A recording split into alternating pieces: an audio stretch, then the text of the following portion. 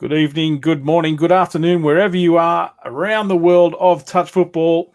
Another set of six here. I'm Adam Collins, and tonight I am so excited to be talking to some of our friends from the beautiful islands of Kiribati. And I have joining me the president, Karea Baireti, and I also have the secretary, Roora Laura.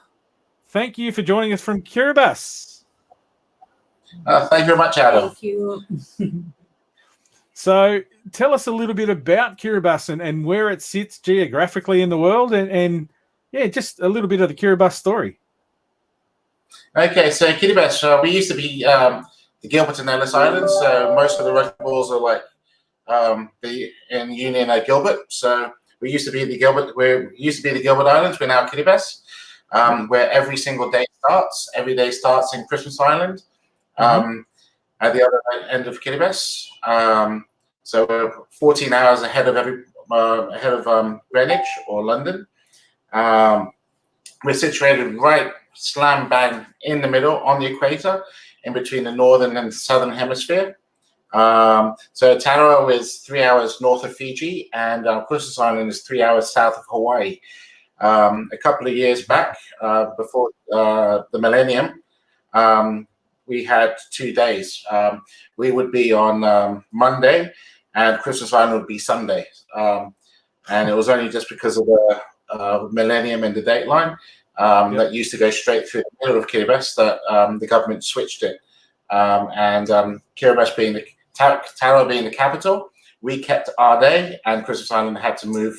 They lost the day as they went straight forward from Sunday to Monday. Yeah.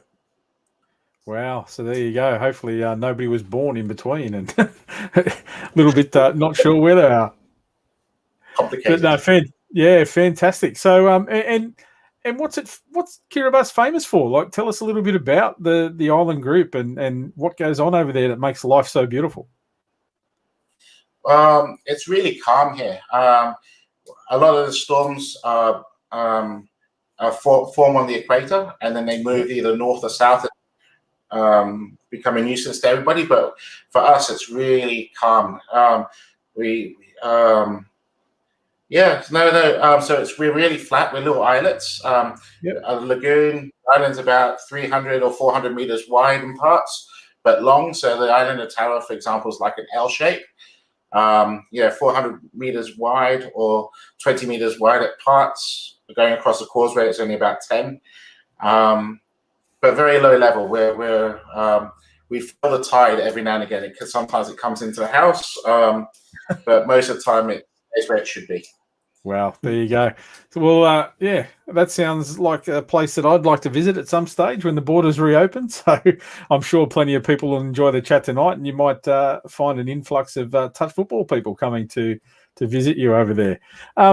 So we are in a shaken up world at the moment with the COVID-19 pandemic. It's been going over for 12 months now. So how's that affected the greater community of Kiribati and, of course, the sports community of your beautiful islands? It has affected us quite a bit. COVID has we're basically locked in our own house, which being the whole island. So we're luckier than most people. So we're free to roam around and play sports and everything like that. But at the beginning, during the lockdown, we were actually quite affected because we'd only really started at the beginning of last year, and the Australian, we talked the Australian High Commission with the Australian Department of Foreign Affairs into helping us out, and we linked up with Brad Mitchell down at Touch Football Australia, and Gabe, is it Gabe Hodges? She was due to travel to Tarawa just to help us out for 1 week, but because of the lockdown, she couldn't afford to stay in Fiji for 14 days before coming up. It was going to take like nearly a month or 2 months for her to travel. So that 1 week idea kind of went flying out the window. And it also affected our schools as well, because nobody was sure with COVID at the beginning. The government shut down all the schools. So when we were trying to do our first secondary school competition, it just threw that one out of whack as well. So that's kind of been the effect of COVID for us. But luckily, we're still able to roam around and play sports, so we're lucky. Yeah. So you mentioned there your first high school competition. What's the Kiribati approach to the juniors, to that high school competition, and where are you looking to head with the growth of the sport through the juniors?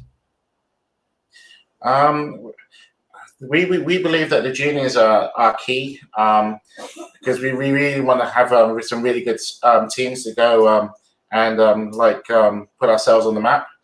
So the juniors are really important, and with the schools, we've actually been quite lucky that they've been quite receptive to us. Because touch is such a low impact sport, but actually quite a lot of energy is used up. So the teachers are quite keen just to kind of zap kids' energy up at the same time as being low risk for injuries and that. So we've had some really good. We've been really accepted into the youth, into the schooling communities, and at the end of last year, we had a primary school competition. I think that's years 5 and 6, where we had a one-day competition, and that really worked out really well. I think we had about nearly 100 and just over about 126 kids, and that was a really good start for us. So I think it was that was good fun. Yeah, that's awesome. That's great numbers. So I guess where does touch sit in the sporting landscape over there?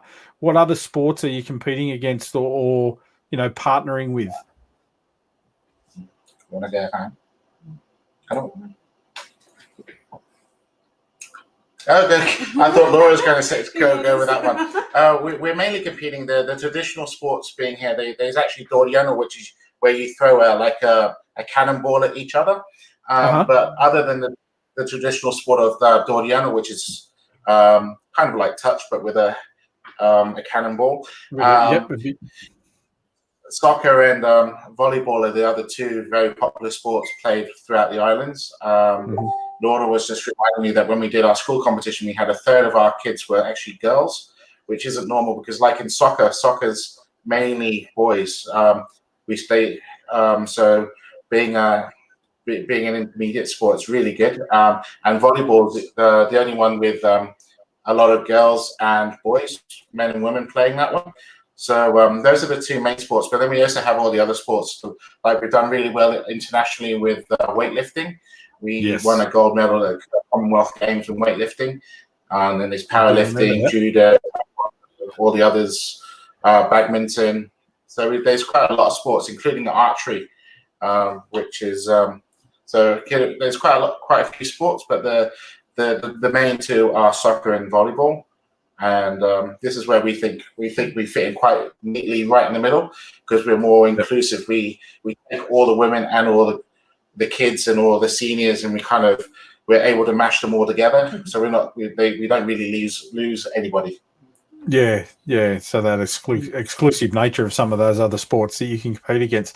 So I guess with that in mind, and given that you mentioned the similarities with that traditional sport that you have there, have you considered a partnership approach with those other organisations to try and get some of the players across and maybe even feed back into them as well?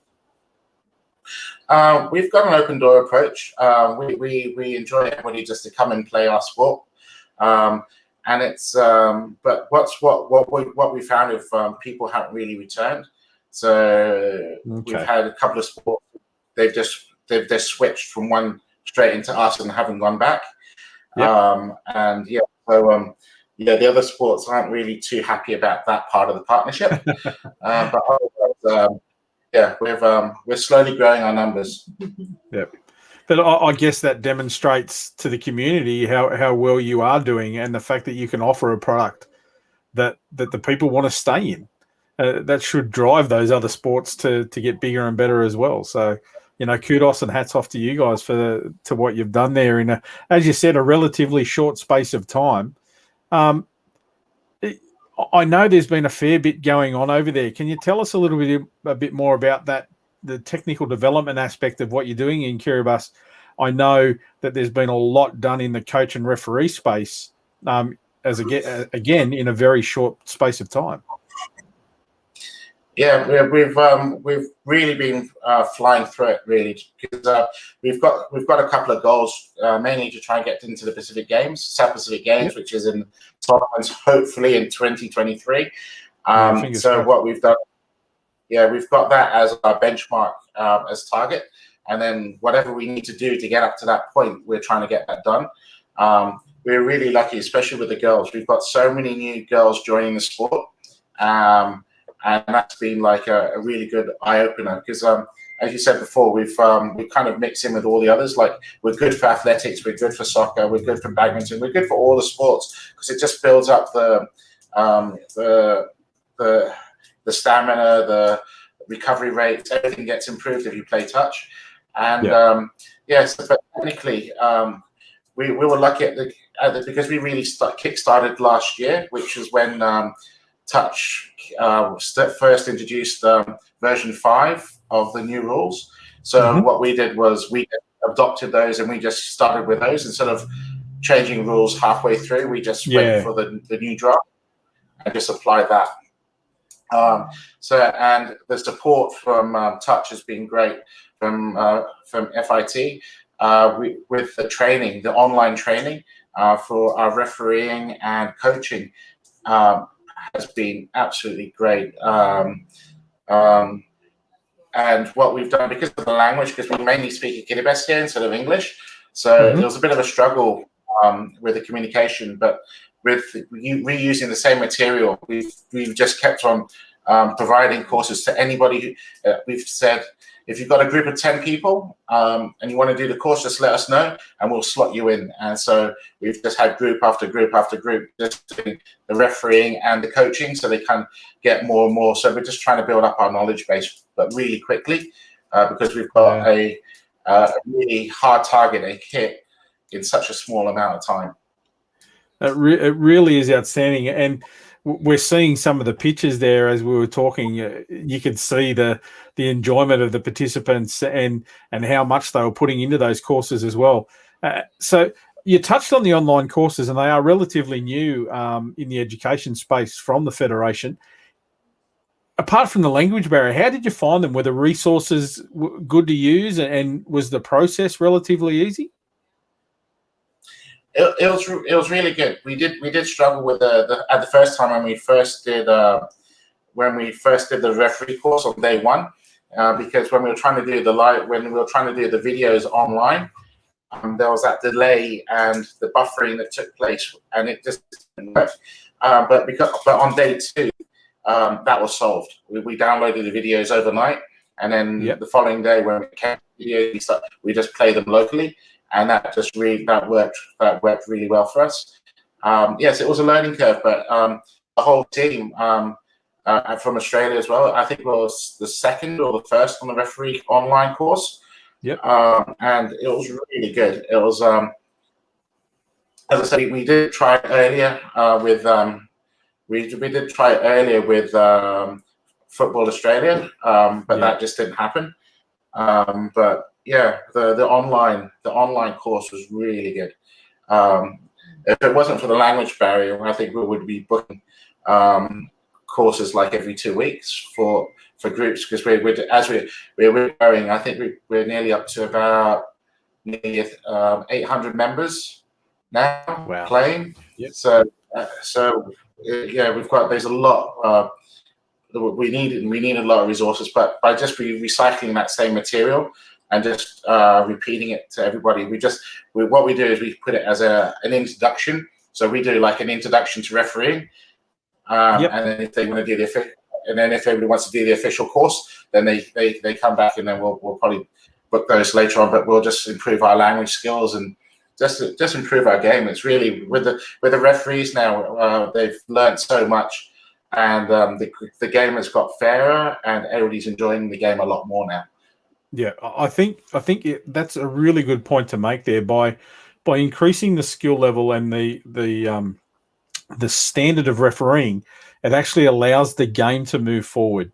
If a lot of people, train players and become this accelerated game and flashy and brilliant, inverted commas, but if the referees can't officiate that same game, well then you never prosper. I think you guys have got it right there, and building those technical aspects of the game at the same pace, or if not in advance of the actual game itself, is the way to go. So kudos again for undertaking those courses the way you have and embracing them. And as you said, promoting them. If you've got a group of 10 people that put their hands up, hey, come and learn refereeing, because that'll allow the game to develop at a much quicker rate. So yeah, outstanding, guys. Well done.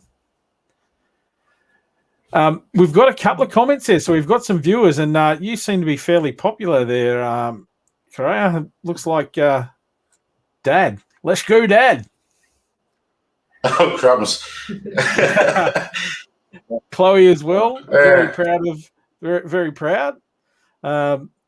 So Nathan also made a comment, the main difference between, I guess, what the point he was making there, the main difference between touch and the other sports is the school approach. And you talked about going into the schools and really promoting the sport as a good fitness, fun, boys and girls playing together, all of those aspects. I think Nathan's hit the nail on the head there, and it's probably one of the biggest selling points of our game internationally. So it's good to see that's reflected in Kiribati as well. And I think Nathan's in Abu Dhabi at the moment, I think. Oh, okay, fair enough. He is. Awesome. Well, that's good. Spread the wings, and he can bring some of those other things back to the islands, and also some of the touch that's played around the world. So there you go, Nathan. And we've also got some friends over there in Malaysia. Good to see the developments going. They're also undergoing a great development at the moment back in Malaysia. Obviously, the hosts of the Youth World Cup and the World Cup in 18 and 19, but they're also undergoing a restructure at the moment. So they'll also be on board listening to this chat, and I'm sure our friends over there will be interested in how you've taken the game forward, as we were talking about in those technical areas. So great to have our Malaysian friends on board as well. So I guess outside what we've talked about in the coach and referee development, what other parts of the game are you looking to grow, and how will you be doing that? Like, you talked about the fact that it's a game that you're finding a lot of the girls are coming to play. There's a high population of ladies and young women playing the sport now. Is that something you'll be taking forward and promoting even more? Yes, we were actually quite specific in what we on our game approach. Basically, there wasn't really that many women playing touch to start off with. Yep. But there was a lot of boys. All the boys wanted to play. But we switched the rules. Basically, we said, we'll do a competition. There has to be at least 3 girls in your team for you guys to qualify into a competition. So it had to be a mixed squad. Yep. So we were forcing the boys really to go out and encourage their family, friends, relatives to come and join the squad.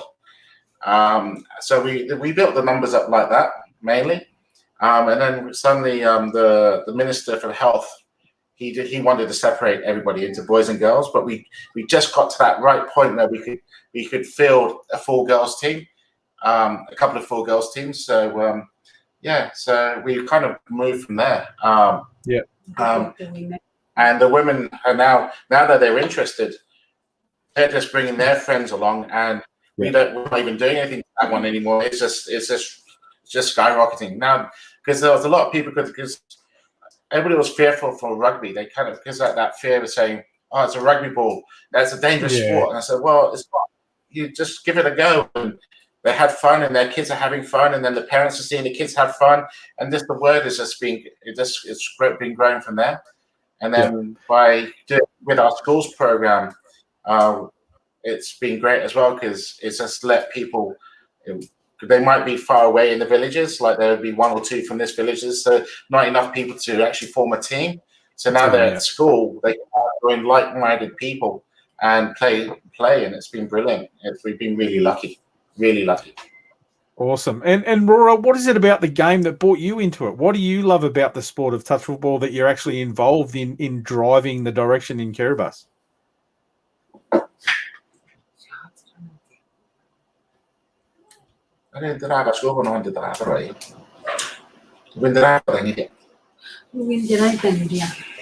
So, You're right.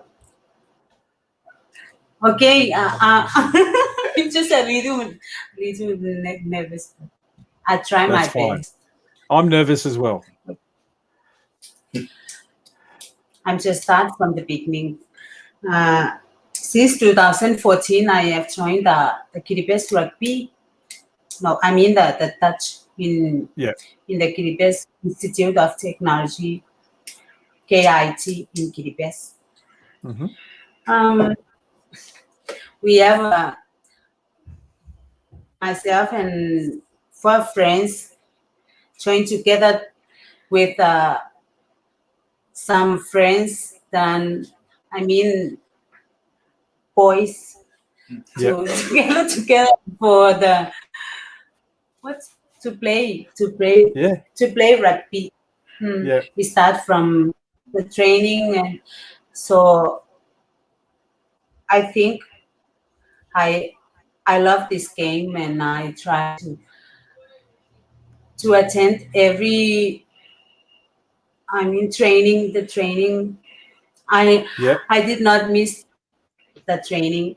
So we have a team, and in 2014 and continue 2015.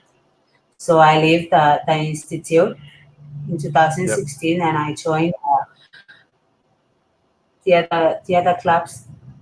So I think it's very interesting, Yeah. interesting. What Laura's not saying is she was actually they're all competing because they're all getting ready. They're getting the squad ready to go to the South Pacific Games in Papua New Guinea. In Papua New Guinea, Her okay. husband I did and not join. but she didn't travel with them in the end. Yeah, I got pregnant. She got pregnant first. Oh no. But, that's great. That's great. But yeah, unfortunately, you had to miss out on the touch. but she's back. Yeah, I'm back. You're back bigger and better than ever. That's awesome. But it's great. It's great to just to get your perspective and the fact that you love the game so much. And as you said, you don't miss trainings, and it's all about, you mentioned it a few times there, or the friends, that whole aspect of the game of touch, that you make friends, and those friends, remain friends for life, really. And you have that common interest. So that's a story that's echoed all around the world. So to hear it, as strong as that in Kiribati as well, that's awesome. We've had another comment come in from Matthew this time, saying, "Yeah, nice, nice, Roora." So you've got some fans out there as well. It's good to see that Karea is not the only one there that gets all the kudos. Not at all. What about yourself, Karea? What was it that brought you into the game first? How did you get exposed to it and then want to drive it the way you are on the islands? Okay, I've always been quite focused in what I do. When I came back from, I was in school in the UK, so I played schoolboy rugby in the UK. Yeah. And came back to Kiribati. We didn't have rugby here. So what we did was we played like touch sevens touch, or a version of it. And we set up, that was back in '95, and we set up Kiribati Touch Association just to get it going. But I was quite busy, young, and not really focused into the game. We loved the game, so we were part of it, but we weren't the main drivers. We had the adults, the older people who were really driving the game back then. But then we just lost the Fijians left. There was complications with the churches, and lost a couple of the Fijian players, and as a result, it all changed. The whole landscape changed. So it kind of died off again. And then around 2013, it kick-started off again with Kiribati National Touch Association. I wasn't involved in that one. They were chugging along. That was led by, and then what the Carmen. So Carmen was he was leading the charge of that one, and got the boys involved. And there was a couple of clubs that set up. There was about 3 main clubs, one from Baireti, 2 in Bayshore, I think 1 in Jordan. And they were really designed to play for the South Pacific Games. So they're just trying to get themselves sorted for the South Pacific Games in PNG in 2015. And then in Kiribati, we have a national, we call it Durunga. So every 2 years, the government comes together, brings all the islands together to play in a national. And I was first called upon in 2017. So I started off a little bit with the mucking squad. They just, one of the islands, we set that one up, and that was all my involvement for that year. In 2019, it changed a bit because the committee asked me to have a look at organizing it because they didn't have time.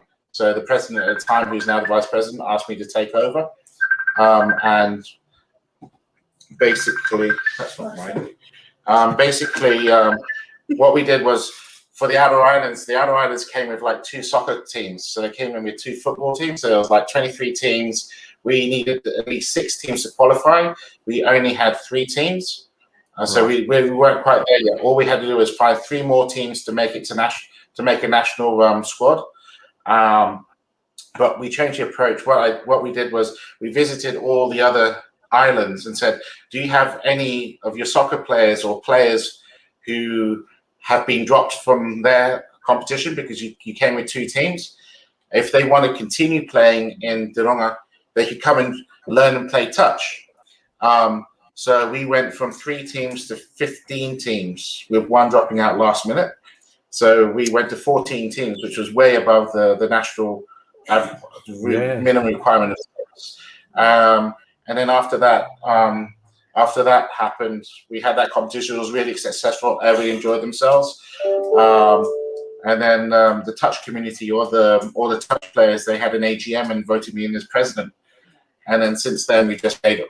As I've been president, I've just made the changes that we've needed to make to get up to the level that we are now. But we're nowhere close to where we want to be, because, as I said, we would like to see national competitions where it's mini games. So our neighbours from like Nauru, Marshall Islands, Tuvalu, Solomon Islands, we actually like to see a yearly competition where we all travel like the Six Nations. Basically, I'm taking what we from Union and just trying to apply what I saw from like in the UK and just trying to apply that here. So that's the ideas and inspiration. And I have to say the right word that you used just then, inspiration. To listen to you talk and the passion in that direction, that's certainly something that comes through. And I guess the sport, somebody that's been around the sport for a long time, to hear people talking about the sport that I love like that, just makes us proud. And the fact that the Federation is able to support you through it and anything that we can do. And I say that on behalf of the Federation. And of course, you've had great support from our other development arms, but the world of touch football is such a small community. We could be the greatest enemies on the field, but off the field, we are also the best of friends. So I know that people would be champing at the bit to get over and play touch in the islands. And that's something that I know drives a lot of people. So when the borders reopen, what is it that we can do for Kiribati to help you in that direction of getting some international competition over there? Well, it's either having somebody coming across from Australia to have a look at what we're doing, fix what we're doing wrong, so we can get up to that next level up, because we really want to be able to put teams together so we can actually go every year and actually join the big boy squads especially with the juniors, with the youngsters, with like the under 18s, with the youth teams. Like it's really nice watching Australia and New Zealand play. But it'd be nice to be able to join in that yearly competition where we can actually add a few more Pacific Islanders. And we'd like to be one of those islands who are able to compete at such at quite a good level. We're not as big or as tall as you guys, but we've got big hearts. And again, looking at those photos and just seeing the enjoyment on the faces of the guys and the girls at everything, like the playing photos, the refereeing photos with the hands in the air signaling, 6 touch or whatever.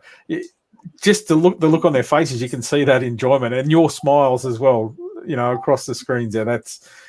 It's awesome to be a part of. I've got to give we've had a comment come in that I'm going to put up on the screen now. It looks like it's a bit of a sledge for you there, Karea. Nathan, this time, surprised that you haven't mentioned your children as part of your answer about what you love about the game and why you're involved. So you've got some answering to do when you get home. Yes, the kids were all into rugby. We never really did touch when I was in the UK, but Nathan was really good at 15s. His older brother Barry, he's in Exeter Chiefs as part of the junior, as part of their junior squad. Hopefully, he'll be able to climb up the ranks there. And Matthew, who was on the screen, had a message in there. They're really good rugby players, and it was really from club level. And I really wanted to play with them all, and I got the chance to do that a couple of years ago at club level at our little club in Crediton down in Devon. Which was a joy. But they're all in the UK, or like Nathan's in Abu Dhabi. In Dubai. He's in Dubai. So with COVID, it's kind of we've got a little bit of separation. But with technology, with cameras and the internet, it's just got better and better and better, and it's really good to be able to keep touch like this. It's great to have them on board tonight and be able to, put in some of those comments there and just make that connection. And again, that's something that the game of touch does. I was explaining to Roora and Karea earlier on about my own involvement and the family traditions that we have in the game here. I'll just, for the viewers out there, I guess, I was born in the same year as the sport here in Australia. So as I get older, so does the sport, and I've been around it since day one of my life. My sister was a much better touch football player than I was, but we've been able to be involved as a family. So I totally understand that. I was lucky enough to play with my sister and my father in the same team, and I totally understand that family connection that you talk about, Karea. So, yeah, to all of the children spread across the world, love what your father's doing, because he's bringing the game to the people of Kiribati, and also, tonight telling the story of your beautiful islands to the federation, the world of touch football as well. So I think that might wrap us up. We've heard the story of Kiribati Touch, and again, on behalf of the federation, we thank you for all of the work that you're doing over there, growing the sport, and we offer whatever we can to continue that growth and development. And to the players out there, to the touch football world, when the borders reopen again, we extend the arm of invitation for the islands of Kiribati. Come across, help these guys out, and help grow the game that we all love. And we can see the smiles on the faces there, just how much they love our sport as well. So, Karea and Roora, thank you very much for tonight. Is there one last message you want to tell the touch football world out there? No. Well, we totally love the sport. We'll love to see everybody here. If we're able to host any competitions, we'll love to host competitions if that becomes available. We were hoping that when we had the Pacific Cup come online, we said, "Oh, there's no venue yet for the Pacific Cup. What do we need to do to get the Pacific Cup to come to Kiribati?" And then COVID happened, and everything changed. Well, hopefully we'll be back to a new normal, and that is still something that we can make happen, because, as I said, the steps that you guys are taking, you talked about you're not where you want to be yet, but every large journey starts with a single step, and I think that's what you're doing. You're putting the game on the front foot by just taking those small steps and growing the game. We talked about the technical development that you're doing and how you've embraced those online courses. So I think you've really got the game at heart, and you'll be taking it forward, and you'll be where a lot of countries would love to be in a very short space of time. So thank you very much once again. Getting lots of comments now. A lot of respect for you guys over there. We can see just how proud they are of you guys and the work you're doing for our sport. So much love to you guys, and we look forward to seeing you on the touch football field, whether it's in Kiribati or somewhere else around the world. We look forward to catching up with you guys. Thank you very much for having us. Yeah.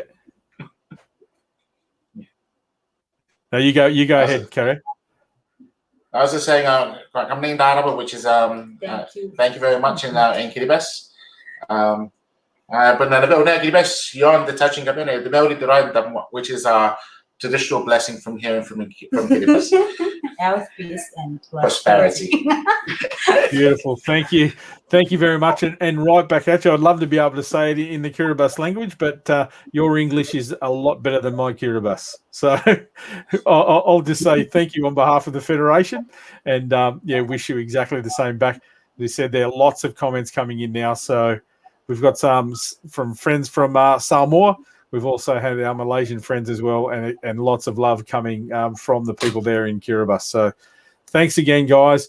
And to all of the people out there in the touch football world, this is what it's all about. Seeing the smiles on the faces of Karea and Roora as well, and just the photos of the participants over there in Kiribati. That's what we love about our sport. So when the world becomes that small place once again where we can travel, let's have a look at our friends over there in Kiribati and get behind them.